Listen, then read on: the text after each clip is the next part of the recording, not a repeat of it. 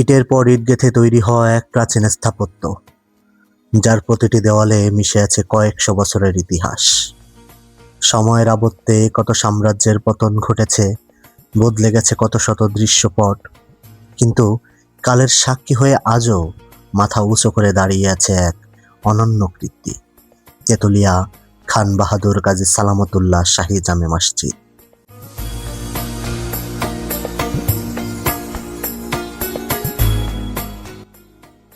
সাতক্ষীরা জেলার তালা উপজেলার তেতুলিয়া গ্রামে অবস্থিত এই প্রাচীন মসজিদটি মুঘল স্থাপত্য শৈলীর এক অপূর্ব নিদর্শন।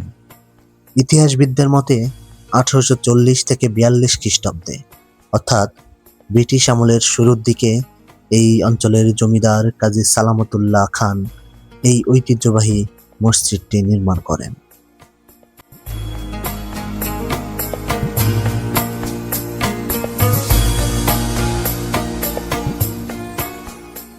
মসজিদটির সবচেয়ে বড় আকর্ষণ এর ছাদ এবং মিনার। এর উপরে রয়েছে দৃষ্টিনন্দন 6টি বড় গম্বুজ এবং চার কোণায় রয়েছে আকাশচুম্বী 4টি মূল মিনার।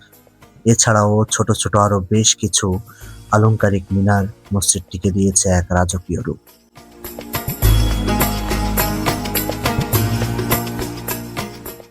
ব্রিটিশ আমলে তৈরি হলেও এর নির্মাণ শৈলীতে স্পষ্ট প্রভাব রয়েছে মুঘল আমলের ঐতিহ্যবাহী চুনসুরকি ও অন্যান্য টেরাকোটা বা পোড়ামাটির কারুকার্যের।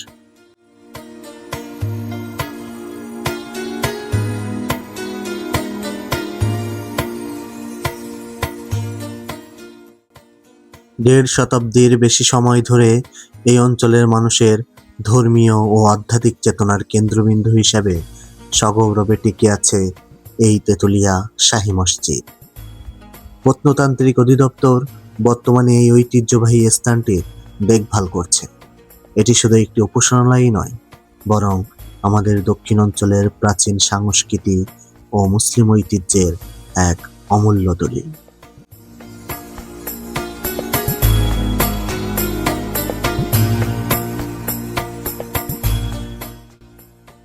মসজিদের ভিতরের অংশ দেখার আগ্রহে আমরা ব্যাকুল। এক নজরে দেখলে মনে হয় যেন দিল্লির কোনো মুঘল শাহী দরবার।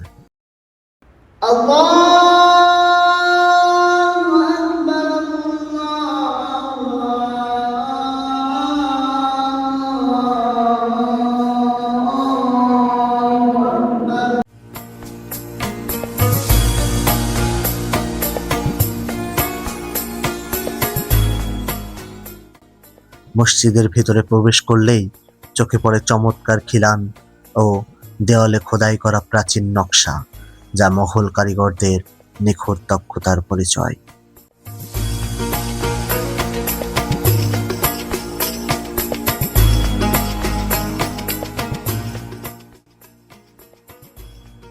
পানির প্রতিটি ফোঁটায় শরীর ও মনকে পবিত্র করে নেওয়ার এই প্রস্তুতি।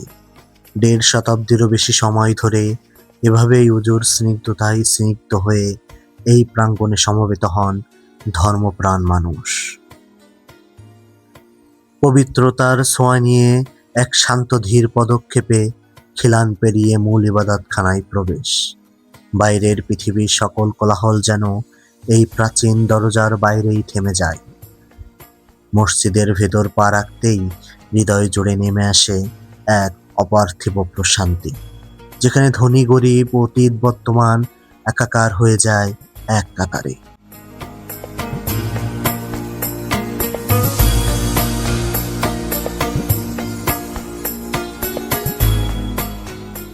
তেতুলিয়া জমিদার সালামতুল্লাহ খান শাহী জামে মসজিদ, বর্তমানে তেতুলিয়া শাহী মসজিদ নামে পরিচিত বেশি।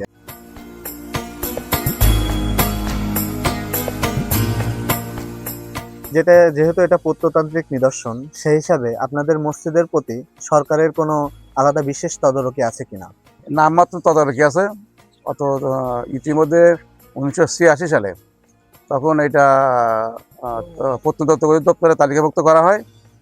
নামমাত্র ওই সময় কাজ করেছিল, তার 5-7 বছর পরে আরেকবার করেছিল। তারপরে টোটাল কাজ বন্ধ ছিল। পরে বিভিন্ন এশিয়ান টেলিভিশন ওরা আসার পরে এটা নিউজ করার পরে ওরা এসে দায় সারার মতন শুধু রংটুক করে দিয়ে গেছে।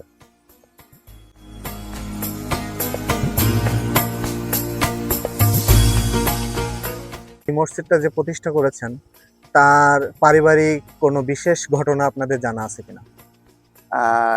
এই জমিটা মূল প্রতিষ্ঠাতা হলো জমিদার সালামতুল্লাহ খান।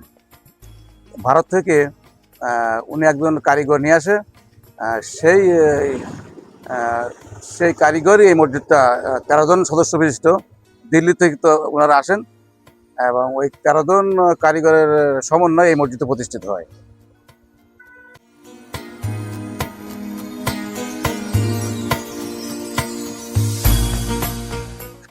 আপনি এই মসজিদে কতদিন যাবত নামাজ আদায় করতেছেন? আমি প্যান্ট পরি নামাজ পড়তাম, মানে হাফ প্যান্ট পরি, খিট খান হবে।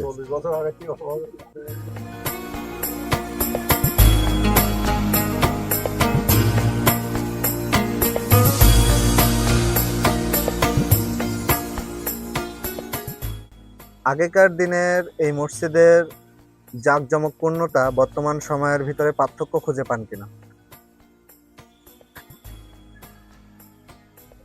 এখন গ্রামে তো অনেকগুলো ছোটোখাটো মসজিদ হয়েছে বিভিন্ন জায়গায়, কিন্তু রোজার সময়, রোজার ঈদ বা কোরবানি ঈদের সময় এখানে ভরপুর লোক হয় এবং এখানে 2-3 জামাত হয়। ঈদের জামাত 2-3 হয়।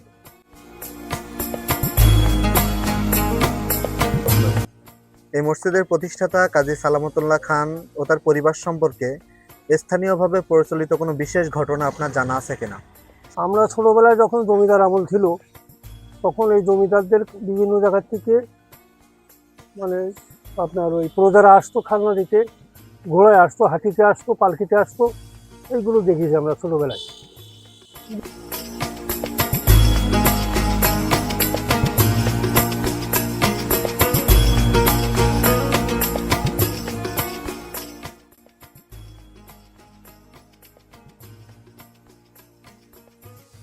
দেড়শো বছরের পুরনো হলেও এর মেহরাব আর দেওয়ালে খোদাই করা নকশাগুলো আজও ঠিক আগের মতোই সতেজ, যা যে কাউকেই ফিরিয়ে নিয়ে যায় জমিদারি আমলের সেই সোনালী অতীতে।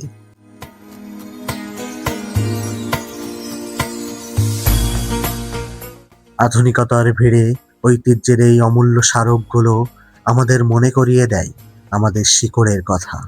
ইতিহাসের এই গৌরবময় অধ্যায়কে সংরক্ষণ করা এবং নতুন প্রজন্মের কাছে তুলে ধরা আমাদের সবার দায়িত্ব।